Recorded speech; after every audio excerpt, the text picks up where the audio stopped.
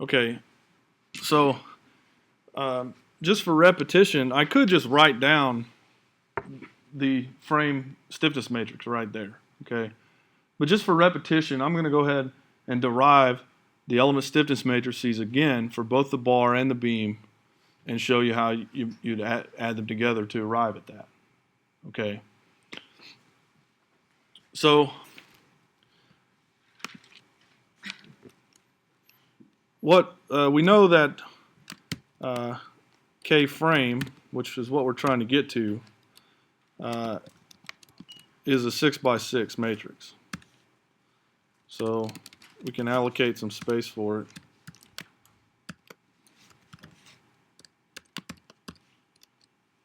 All right.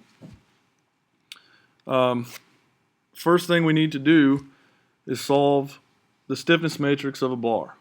Okay. And the first thing we need to do there is find the shape functions. Okay. So what we're going to do here, I'm going to say x equals 1x. We're just going to use linear elements. Okay. A equals x. We're going to make the domain of this problem go from 0 to L, just like that's actually what's derived on the board, and just to be consistent with what we've been doing.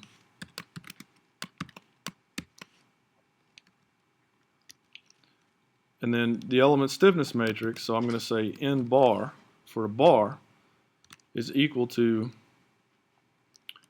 x times the inverse of A. I didn't want to execute that. Ignore this. This is a problem we're going to work later maybe, if we have time. All right, so there's our shape functions. Look familiar? All right. So now we want to find the stiffness matrix of a bar. But we want it to take up the same amount of space as the frame element. Okay? So what I'm going to do is I'm going to take this shape function matrix and I'm going to put some zeros in there such that it's 6 long. And that the zeros fall into place where the W and the theta are, right? Because it doesn't have anything to do with axial deflection. So that the shape functions will fall into place at U1 and U2 locations. All right. So I'm going to redefine n bar to be equal to n bar 1, 0, 0, n bar 2, 0, 0. All right, so everybody okay with that? And it makes sense why I did that in just a second. Okay, so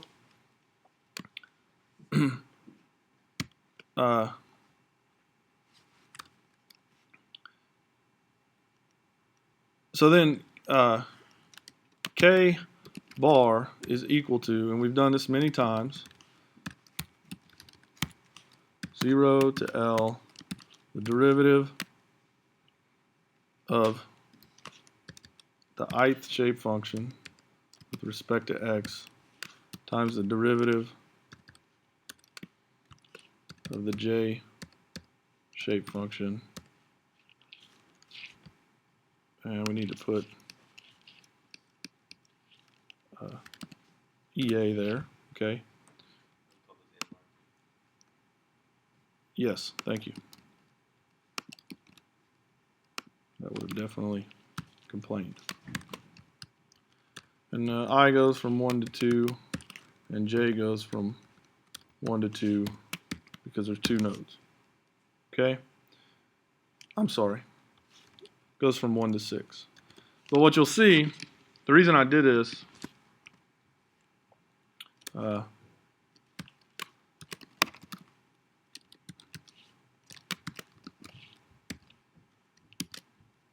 is because I want it to look like that. Okay? And if you just crossed out W1 theta 1, W2 theta 2, you'd have back the original stiffness matrix. You know, EA over L minus EA over L minus E over L, EA over L. Okay? It'll be clear in just a second why I did it this way. Okay?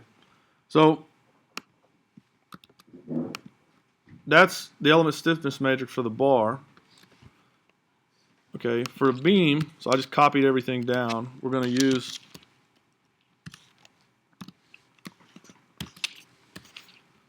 this interpolation function. Then we're going to have minus d with respect to x evaluated at 0, x evaluated at L, x, and minus d. Again, huh? Why is it a minus d? It's minus because of the positive W direction is down, right? I think I just showed that the other day. Okay, so this will calculate in bar. Okay, but we want to do the same thing. I'm sorry, beam in beam. Okay, so we're going to do the same thing here, except now it's the opposite of what we had. So now we have 0 in beam 1, in beam 2, 0 in beam 3, in beam 4. Okay.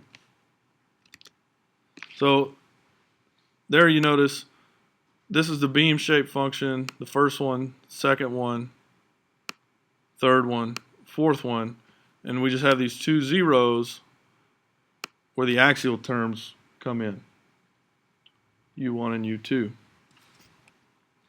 All right, so then we can define this the same way.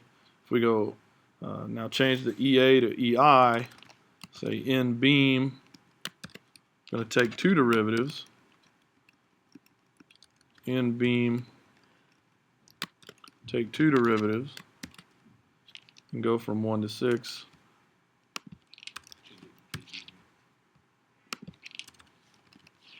Okay.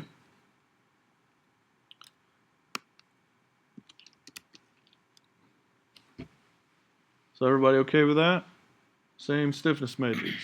Just if you removed all the zeros, the thing would collapse down to the same stiffness matrix you've been looking at. So then we could say K E for the element is equal to K bar plus K beam. To add two matrices together, they have to be the same size.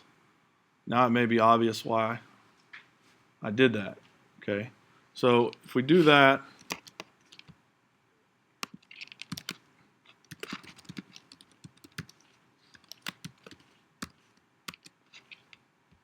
we have the frame element stiffness matrix, which is exactly what I have written on the board right there. Okay, so I just derived it. All right, now we need to make it for arbitrarily oriented. So I'm going to define R first. R is cosine alpha sine alpha 0 minus sine alpha cosine alpha 0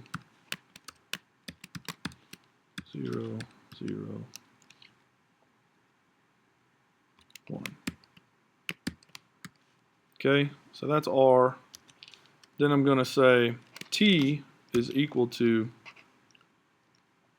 constant array. So I'm just going to allocate the space for T right now.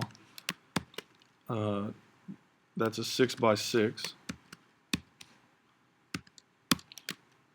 And then I'm going to say T 1 to 1, 2, 3. 1, 2, 3 is equal to R. Let's say T 4, 5, 6, 4, 5, 6 R.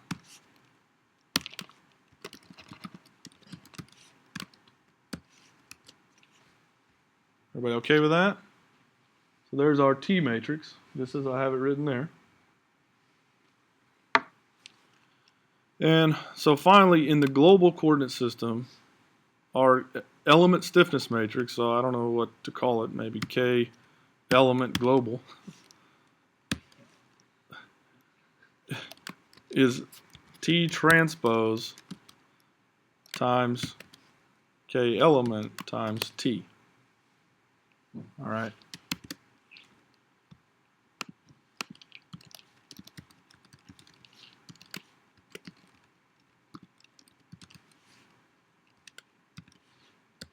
That's why y'all were laughing. I just realized it.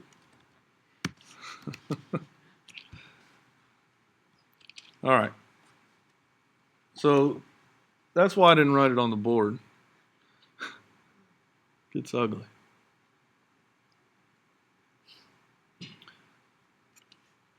But there it is. So this, for an arbitrarily oriented element with angle alpha that defines the angle, the right-hand angle between the horizontal and wherever the element is oriented,